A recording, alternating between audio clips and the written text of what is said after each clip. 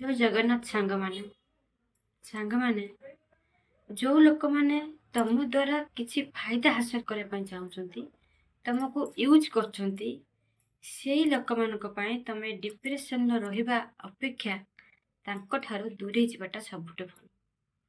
ସେ କେବଳ ତମ ପାଖରୁ କାମ ହାସଲ କରିବା ପାଇଁ ଚାହାନ୍ତି କି ନା ତମର ସୁଖ ଦୁଃଖ ଭଲ ମନ୍ଦ କଥା କିଛି ବୁଝିବାକୁ ଚାହାନ୍ତିନି।